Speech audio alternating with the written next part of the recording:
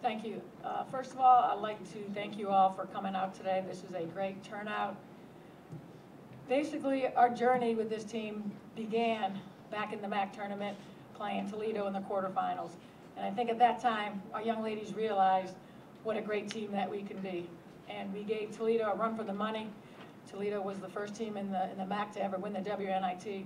So it gave our kids a lot of confidence. And in that moment, I think they believed that we had something really special here. And the spring workouts was completely different than they've ever done before. Tim, our strength conditioning coach, and Taggart did a phenomenal job with our young ladies. And their whole demeanor was completely different. And it was the best spring workout that we ever had. It was the best summer conditioning they ever had. All the players were up here during the summer. A few of them were here the whole entire summer. They got stronger in the weight room. They got faster. They got quicker. Our preseason this year, conditioning, was the best ever. We made some changes in the way we prepare in our conditioning. We made our preseason shorter, but quicker and faster, and I think all the kids bought into that system because we are going to try to do a little bit different this year with our style. We felt like last year, even though we were very young and very inexperienced, we didn't score a lot of points in transition. And so one of our points of emphasis this year is trying to score more points in the transition. And the beauty of this is the kids have bought in from the beginning because preseason was hard. The running was the hardest it's ever been since the 6 years of our program. But again, they bought into it. And our practices the first 3 weeks is the best that I've ever had since I've been here. It helps to have 10 returning players that can police each other. We have 3 young kids, 2 freshmen, 1 junior college players that have bought into the system. But it's the most excited that I've ever been in the 6 years. I feel like we have something very special here. Practices have been the best ever, and we're really excited to stop beating on each other and finally get a chance to play Ohio Dominican on November 5th. So it's been outstanding, and I don't know where the MAC is going to pick us. I know our goals have always been to get better every practice, to get better every game, and we're here to win a MAC championship and to win the East and to win the championship and to go out to the NC2As. We have the toughest schedule that we've ever had since I've been here. 16 out of our 30 teams have qualified to postseason last year. We opened up the season with Notre Dame, who will probably be ranked number 2 in the country at Notre Dame for the WNIT preseason on November 11th. It's the first time in the Big East for 17 years UConn has been preseason number 1, and this year Notre Dame number 1. We have Florida State at home, who'll be top 10. We play Providence, we play Duquesne. It's a phenomenal schedule. But I really feel like with 10 returning players and with the leaders that we have up here, I wanted to put out a schedule that would prepare us and get us ready for the MAC. And I don't know how we'll do, but I know they're eager to start the season. I know they're eager for the new changes of trying to play more up-tempo. We're getting tired of losing games, 60 to 59 or 56 to 53.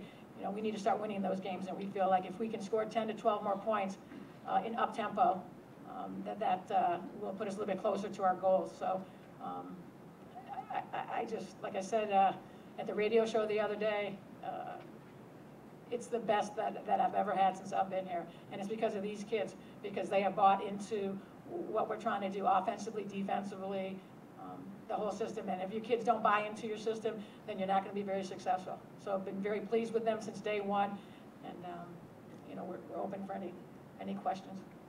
We have a couple of wireless mics that we can pass around here as well too. We'll open with questions from the media. Yeah, Coach, when the season ended last year and you assessed the success you had last year, what did you think you needed to take the program up another notch? And has that been addressed, do you think, in the offseason and during early practice? Or? Yeah, the big thing was experience. I mean, experience matters. We had times we had 3 freshmen on the court. We started 2 freshmen.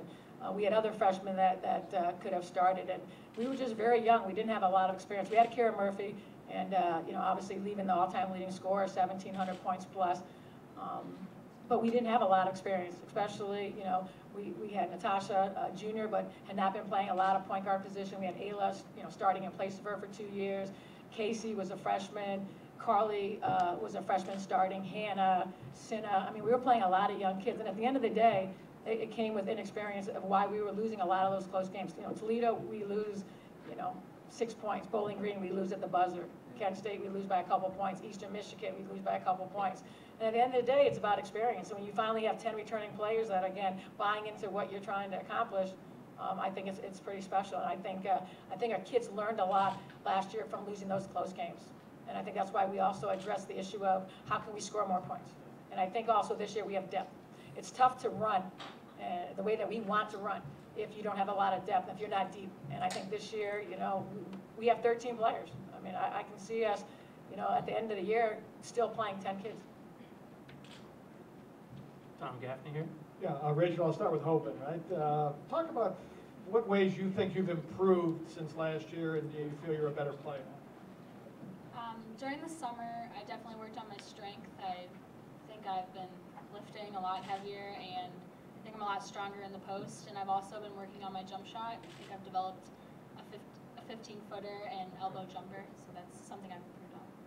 Okay, I'll get some other players involved too. Jasmine, Coach was talking about that Toledo game. What did that do for you? You were right there with them, and they go on to win the WNIT. What did that Toledo game, was that the game you started to believe? Yes, it was. We were really close that game. We lost it towards the end, but throughout the game, we never felt like we couldn't do it, and we always thought we could win. That just gives us more drive now to just continue to work hard and just do better. Okay. And Natasha, what about playing Notre Dame in that first game? What do you think about that, playing Notre Dame? Honestly, just from the moment that we knew that we were playing them, we were just excited. We're just ready to go out and just play against someone else. You know, no matter if they're the best team in the country or the worst, we're just ready to go out and just show and just prove to everybody else that we're going to be a good team this year. And Jodi, how did you get in the WNIT? How did that work out? Or the preseason NIT, I'm sorry. Well, I think that they saw the year before that we had a really good year. We went to the semifinals. It was the best year that we've ever had here. And just got the phone call and asked if we would like to represent, you know, the MAC and the WNIT. And of course, I said yes. What a great opportunities for these young ladies. You know, you're guaranteed 3 games, and don't know what's going to happen after the first game.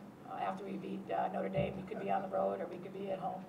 And like I told our kids, if you don't believe that you can beat Notre Dame, then don't get off the bus. Because our kids are very confident in their ability from day one. I have very confident young ladies. They feel like they can beat anybody at any time. And yeah, there's going to be 10,000 people, and it's going to be a great environment for our kids. But it's going to be a great experience regardless of what the outcome is, because we know we're going to be playing at an environment like Bowling Green and other environments where there's going to be 3,000 or 4,000 people, and I think our kids will learn a lot from themselves. Evan Meyer with Mac Report Online. Ladies, 2 questions. First of all, now that we've been away from the end of the season against Toledo, what did Kara mean to this for her 4 years here? Jasmine and Rachel and Natasha Lee played 2 years with Kara. Talk to me how much she is about the program now that Kara is gone. How much did she leave in your minds? Okay, I'll start. Well, as you know, Kara was a great player for us. She was a leader on the court. She was our go-to person. A lot is leaving with her, but at the same time, that's leaving each one of us on our team to step up and do what we have to do to replace everything that she gave us. I think with Kara, she was kind of like the face of women's basketball, and she was someone we all looked up to. She always had a smile on her face. She was someone we could go to, and we can still go to her. She's still around. We see her, you know, on weekends. She's going to be at games, I'm sure. So she's someone we can all look up to from now on. So. And yeah, I mean, I definitely agree with what both of them said. And then on the flip side, that just leaves, you know, us accountable for this year. You know, we're ready to step up, you know, and fill that void that Kara left.